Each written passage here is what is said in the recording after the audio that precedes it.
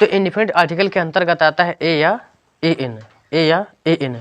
अब देखिए ये आपका योर पॉजिटिव एडजेक्टिव है, माई पॉजिटिव एडजेक्टिव है, देयर पॉजिटिव एडजेक्टिव है, ये सारे वर्ड एडजेक्टिव हैं। और सुनो ये ऐसे वर्ड हैं जो बिना नाउन के वाक्य में प्रयोग नहीं होते। इट्स कॉल्ड फ्रेज, ठीक ना। एक ऐसा शब्द समूह जो पूर्ण अर्थ ना प्रकट करे, एक ऐसा शब्द समूह जो पूर्ण अर्थ ना प्रकट करे वो क्या कहलाएगा? फ्रेज कहलाएगा। क्या कहलाएगा? फ्रेज। इंडेफिनिट आर्टिकल का प्रयोग पॉजिटिव एडजेक्टिव के बाद आने वाले नाउन के पहले नहीं होता है। ऐसा देखो जैसे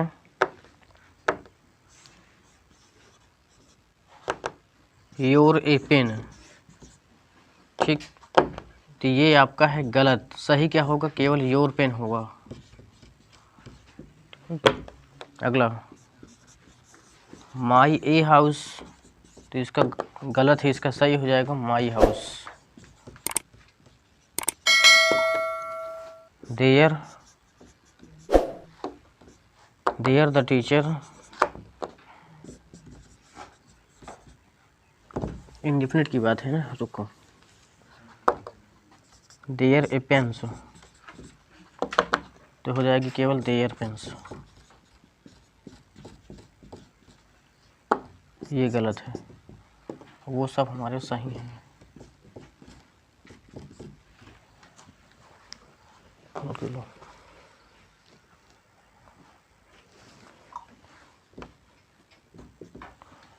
देखो इंडेफिनिट आर्टिकल का प्रयोग, इंडेफिनिट आर्टिकल का प्रयोग पॉजिटिव एडजेक्टिव के बाद आने वाला जो नाउन होगा उसके पहले आर्टिकल नहीं लगेगा। कौन सा आर्टिकल नहीं लगेगा? इंडेफिनिट आर्टिकल नहीं लगेगा।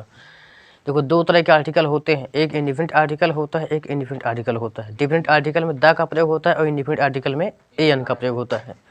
तो जो हम आपको चला रहे हैं 2-3 दिन से जो क्लासेस चल रही हैं, ये आपका इंडेफिनिट क्लास चल रही है। क्या चल रही है? इंडेफिनिट वाली क्लास चल रही है। तो इंडेफिनिट आर्टिकल के अंतर्गत आता है ए या ए इन, ए या ए इन। अब देखिए ये आपका योर पॉजिटिव एडजेक्टिव है, माई पॉजिटिव एडजेक्टिव है, देयर पॉजिटिव एडजेक्टिव है, ये सारे वर्ड एडजेक्टिव हैं। और सुनो ये ऐसे वर्ड हैं जो बिना नाउन के वाक्य में प्रयोग नहीं होता है। ये ऐसे वर्ड हैं जो बिना नाउन के वाक्य में प्रयोग नहीं होगा। यदि नाउन नहीं आया तो योर आएगा भी नहीं, नाउन नहीं आया तो योर नहीं आएगा, माई नहीं आएगा, देयर नहीं आएगा, कोई वर्ड नहीं आएगा। और नियम ये कहता है, इंडेफिनिट आर्टिकल का नियम ये कहता है कि पॉजिटिव एडजेक्टिव ये है, इसके बाद यदि कोई नाउन आए, तो उस नाउन से पहले कोई आर्टिकल नहीं लगेगा। नहीं आया समझ में? योर पॉजिटिव एडजेक्टिव है, इसके बाद यदि कोई एडजेक्टिव है, इसके बाद यदि कोई नाउन आए, उस नाउन से पहले यदि कोई आर्टिकल रखा हो तो क्या है वो? गलत। सही क्या हो जाएगा? योर पेन हो जाएगा। अब देखिए माई एक क्या है? एक एडजेक्टिव है, वो जो इस एडजेक्टिव का नाम पॉजिटिव एडजेक्टिव है।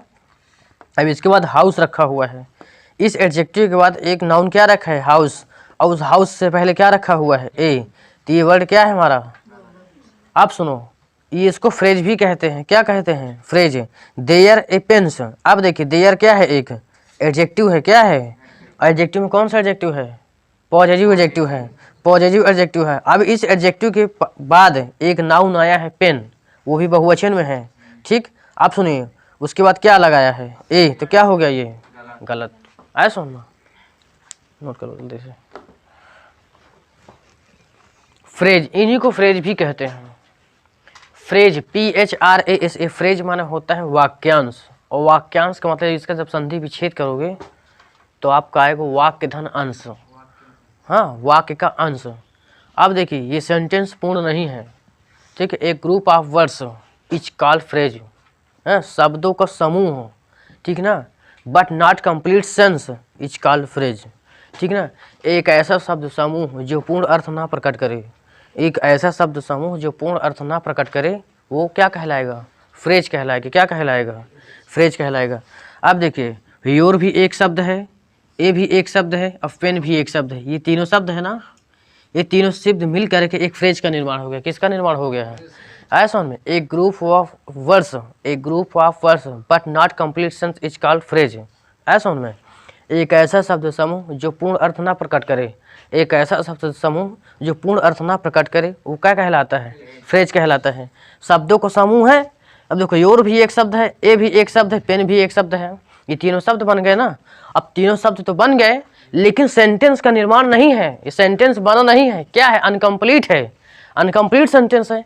यदि इसी पर कहते कि this is a pen, this is your pen, this is your pen, तो ये सेंटेंस कंप्लीट है, क्या है, ये सेंटेंस कंप्लीट है। और केवल योर ए पेन बोल दो, योर हाउस बोल दो, तो ये this sentence is not complete, ये सेंटेंस कंप्लीट नहीं। इसीलिए इनको क्या कहा गया है, फ्रेज। फ्रेज का मतलब ही होता है वाक्यांश, और वाक्यांश के जब संधि विच्छेद करोगे तो वाक्य धन अंश हो जाएगा, क्या हो जाएगा, वाक्य धन अंश, इसीलिए इनको फ्रेज कहा गया है। क्या कहा गया है, फ्रेज। नेक्स्ट नियम लिखो जल्दी से। चलिए हो गया। नेक्स्ट नियम दूसरा, लिखो इंडिफिनिट आर्टिकल का प्रयोग।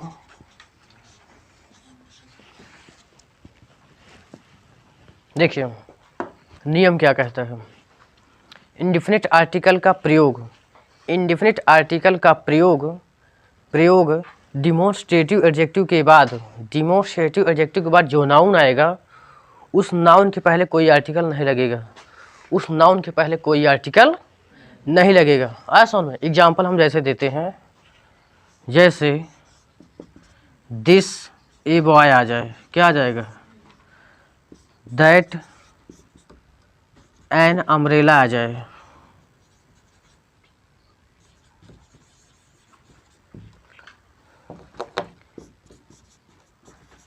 These A girls.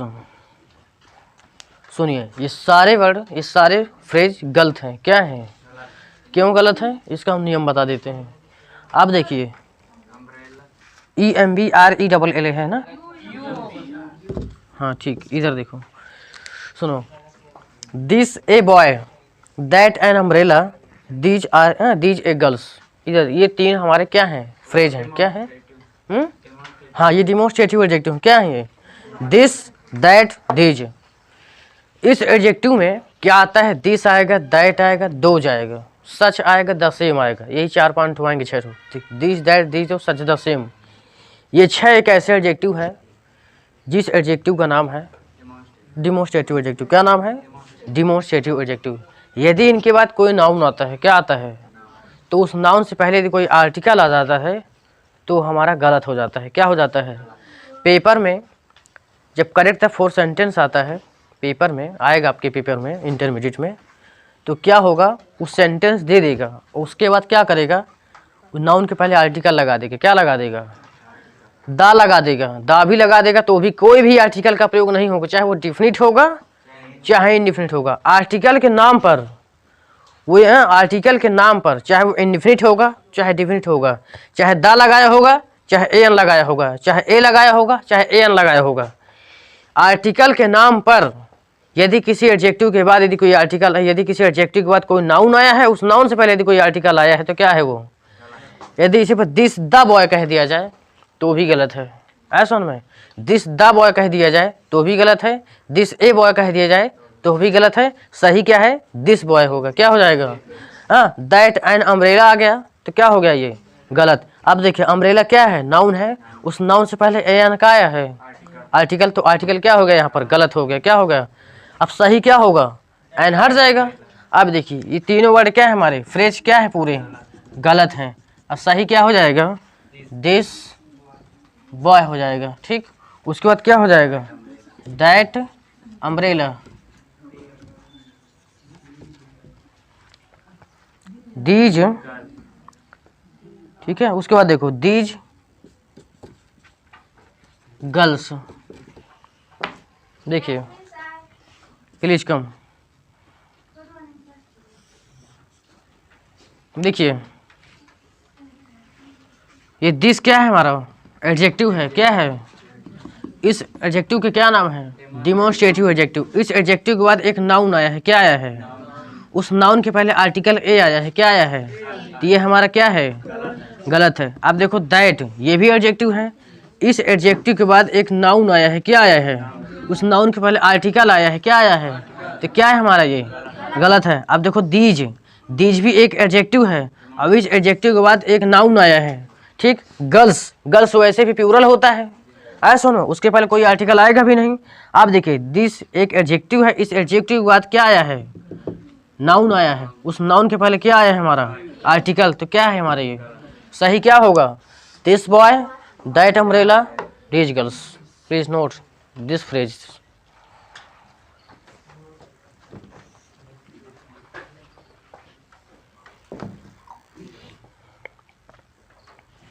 देखो इंडिफिनिट आर्टिकल का प्रयोग, इंडिफिनिट आर्टिकल का प्रयोग, ठीक है ना, इंडिफिनिट आर्टिकल का प्रयोग काउंटेबल नाउन के पहले होता है। किसके पहले होता है, काउंटेबल नाउन। देख लीजिए काउंटेबल नाउन है क्या चीज़, the noun which can be counted is called uncountable noun, uncountable noun. The noun which can be counted is called countable noun, यानी जिस नाउन को गिना जाता है, जिस नाउन को गिना जाता है वो नाउन हमारा काउंटेबल नाउन कहलाता है। The noun which can be counted, the noun which can be counted is called countable noun, यानी जिस नाउन को गिना जाता है, जिस संख्या को हम गिन लेते हैं उसी को हम गणनीय संख्या कहते हैं। क्या कहते हैं, गणनीय संख्या। अब देखिए यहाँ पर जितने सारे लोग बैठे हुए हैं ये सब काउंटेबल नाउन के अंतर्गत आते हैं। क्या आते हैं, काउंटेबल नाउन के अंतर्गत आते हैं ना। अब आज तक आप लोगों ने जहाँ तक ए या जहाँ जहाँ ए लगाए हो या ए एन लगाए हो वो हमेशा काउंटेबल नाउन के पहले ही लगा था। बॉय के पहले ए लगाए थे वो काउंटेबल था, गर्ल के पहले ए लगाए थे काउंटेबल था, पेन के पहले ए लगाए थे काउंटेबल था। हाँ आया समझ में, जैसे मान लीजिए कैमरा के पहले ए लगाए थे, ए कैमरा, तो क्या था वो काउंटेबल था। जहाँ तक बचपन से लेकर के आज तक आप लोग जहाँ जहाँ ए या ए इनका प्रयोग पढ़े हो, जहाँ जहाँ ए लगा देखे हो, जहाँ जहाँ ए एन लगा देखे हो, वो नाउन सिंगुलर था और काउंटेबल था। क्या था, सिंगुलर के पहले, सिंगुलर होगा तभी ए लगेगा, तभी ए एन लगेगा, अन्यथा नहीं लगेगा।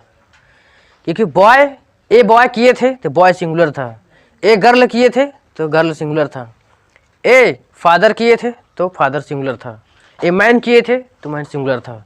आज तक आप लोग जहाँ जहाँ ए या ए एन लगाते चले आए थे वो क्या था, काउंटेबल भी था और सिंगुलर भी था। दो चीज़ों में नाउन लगता है, दो चीज़ों में इंडिफिनिट आर्टिकल लगता है। वो नाउन सिंगुलर होना चाहिए और क्या होना चाहिए, काउंटेबल होना, यानी जो चीज़ हम गिन भी सकते हैं और क्या हो, एक वचन भी हो। ए या एन तभी लगेगा जब एक वचन होगा और क्या होगा, गणनीय होगा। ऐसा में अब सुनो, जो चीज़ हम नहीं गिन सकते हैं, जो चीज़ हम नहीं गिन सकते हैं उसके पहले आर्टिकल कभी लगेगा नहीं, इंडिफिनिट आर्टिकल नहीं लगेगा। अब जैसे आपसे कोई कहे वाटर, ए वाटर यदि कोई कह दिया जाए ए वाटर, तो क्या आप पानी को गिन सकते हैं, ए मिल्क कह दिया जाए तो क्या हो जाएगा, गलत हो जाएगा। ऐसा में तो जो चीज़ हम नहीं गिन सकते हैं, जितने भी द्रव्य वाली चीज़ें हैं, द्रव्य वाली चीज़ें हैं, उनके पहले कभी भी आर्टिकल नहीं लगेगा। ऐसा में नियम ये भी कह रहा है कि इंडिफिनिट आर्टिकल का प्रयोग केवल काउंटेबल नाउन के पहले प्रयोग होता है, ना कि अनकाउंटेबल नाउन के पहले। ऐसा में लिखो एग्जाम्पल, एज जैसे a man, a boy, an I,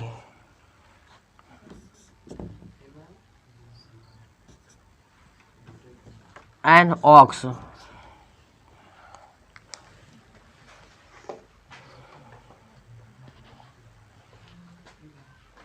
note कर लो।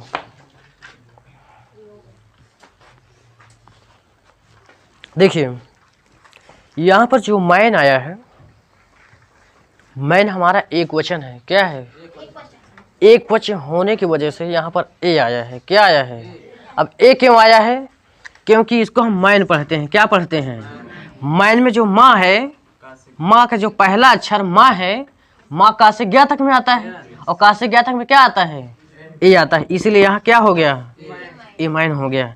इसको हम बॉय पढ़ते हैं। क्या पढ़ते हैं, बॉय में जो आधा अक्षर बा है ये का से ज्ञा तक में आता है, पहला अक्षर है कि नहीं है, आधा बा है और बा किस में आता है, का से ज्ञा तक में, इसीलिए क्या हो गया है, ए बॉय। हमने उस दिन नियम लिखवाया था ना कि का से ज्ञा तक में ए लगवाते हैं और आ से हा तक में क्या लगता है, एन लगता है। अब देखिए आई, इसको आई पढ़ते हो। क्या पढ़ते हो, आई माने आँख। अब आई में जो बड़ा आ आया है ये आ से यहाँ तक में आया है, तो क्या लग जाएगा, एन लग जाएगी, क्या लग जाएगा। अब ऑक्स, इसको पढ़ते हो, ऑक्स पढ़ते हो, क्या पढ़ते हो, ऑक्स में जो आ आया है ये किस में आया है, आ से आ तक में। जब आ से आ तक में कोई अक्षर आता है तो उसकी ए या एन की अंग्रेजी क्या लग जाएगी, या तो क्या लग जाएगा, एन लग जाएगा। आया समझ में। ठीक उसी प्रकार जैसे यदि कोई ए मेन लिख दिया तो क्या है हमारा ये गलत, ए बॉयज कर दिया तो क्या हो जाएगा गलत, एन आइज कर दिया तो गलत, एन ऑक्सेस कर दिया तो क्या हो गया, क्योंकि ये क्या है हमारे प्लूरल वर्ड है। क्या है, प्लूरल वर्ड के पहले कभी भी इंडेफिनिट आर्टिकल नहीं लगता है। डेफिनिट आर्टिकल का प्रयोग तो हो सकता है, द का प्रयोग तो हो सकता है, लेकिन ए या एन का प्रयोग नहीं होगा। ऐसा में द लग सकता है, द जो है लग सकता है। आप द मेन कर सकते हो, द बॉयज कर सकते हो, द गर्ल्स कर सकते हो, लेकिन आप ए लगा देते हैं या एन लगा देते हैं तो क्या हो जाएगा वो। इसीलिए ए मैन कहना क्या हो जाएगा गलत, ए बॉयज कहना क्या हो जाएगा गलत, एन आइज कहना क्या हो जाएगा गलत, एन ऑक्सेस कहना हो जाएगा क्या हो जाएगा गलत। तो फर्क जान लीजिए, आज तक आप लोग जहाँ जहाँ ए लगाते थे ए एन लगाते थे वो सिंगुलर था और काउंटेबल था। क्या था, सिंगुलर था और काउंटेबल था। Please note this sentence, phrase note करो जल्दी से। इनको भी फ्रेज कहेंगे, क्या कहेंगे, ये सेंटेंस पूर्ण नहीं है, ये क्या है हमारा, अभी केवल ए हट जाता, सुनो ये केवल ए हट जाता तो केवल शब्द था, क्या था, इसमें आजू बाजू कुछ वर्ड जुड़ जाए और सेंटेंस पूर्ण ना हो, अर्थ भी ना देता हो। इस समय ये क्या है, अकेला शब्द है। क्या है, मैन क्या है, शब्द है, बॉय क्या है, आई क्या है, ऑक्स क्या है, मेन क्या है, बॉयज क्या है, आइज क्या है, ये सारे शब्द हैं। क्या है, यदि इनके आगे पीछे कोई वर्ड जुड़ जाए और सेंटेंस कंप्लीट ना हो, अर्थ भी ना देता हो, तो बन जाएगा फ्रेज। क्या बन जाएगा, ऐसा ना फ्रेज जान लो आज से। फ्रेज का मतलब ही होता है वाक्यांश, और वाक्यांश का मतलब ही होता है वाक्य का अंश, वो अंश जो पूर्ण ना हो, वो अंश जो अंश पूर्ण ना हो, वही क्या कहलाएगा, वाक्यांश कहलाएगा। ठीक, नेक्स्ट नियम लिखो।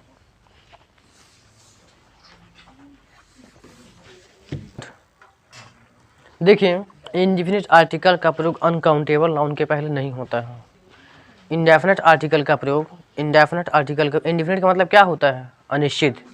क्या होता है, ये तभी लगेगा जब अनिश्चित होता है। क्या होता है, आज तक आप लोग जहाँ जहाँ ए पढ़ते चले वो रियल में अनिश्चित था। क्या था वो, अनिश्चित था, क्योंकि हमसे वो अपरिचित था। क्या हुआ, हमसे क्या था वो अपरिचित था, और जब अपरिचित होता है तो क्या होता है, इंडेफिनिट होता है। और इंडेफिनिट आर्टिकल के पहले जब ए लगता है तो इससे अनिश्चित प्रकट होता है। ऐसा में तो सुनिए, अभी अगला नेक्स्ट नियम क्या कह रहा है कि इंडेफिनिट आर्टिकल का प्रयोग अनकाउंटेबल नाउन के पहले नहीं होता है। सुनिए, यानी जो चीज़ the noun which can not be counted, not be counted, the noun which can not be counted is called uncountable noun.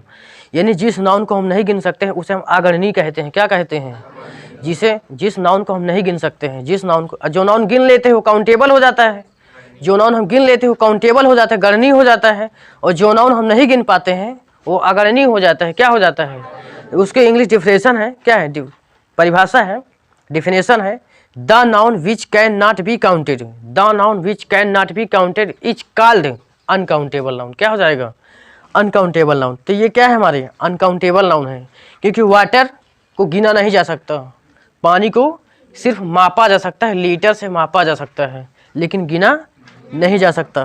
Curd माने दही होता है, क्या होता है, इसको भी मापा जा सकता है लेकिन गिना नहीं जा सकता। ठीक उसी प्रकार मिल्क भी गिना नहीं जा सकता, बल्कि क्या हो सकता है, मापा जा सकता है। हनी यानी शहद, इसको भी मापा जा सकता है लेकिन गिना नहीं जा सकता। शुगर यानी चीनी को भी मापा जा सकता है, ठीक है, तौला जा सकता है, लेकिन गिना नहीं जा सकता। तो ये सारे वर्ड हमारे क्या है, हमारे अनकाउंटेबल नाउन है। और यदि इनके पहले कोई ए लगा देता है या ए एन लगा देता है तो क्या हो जाएगा, गलत हो जाएगा। द लग जाएगा तो सही हो सकता है, यदि डेफिनेट आर्टिकल लग गया तो वो सही हो सकता है, लेकिन इंडेफिनिट आर्टिकल कदापि नहीं सही होगा। ठीक, नोट कर लो इसको। हाँ, ये सारे वर्ड क्या है हमारे, गलत हैं।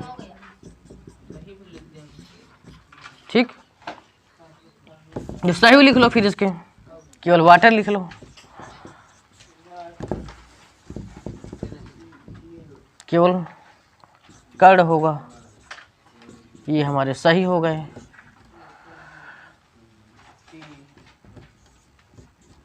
ये सही भी हो गया, नोट कर लो।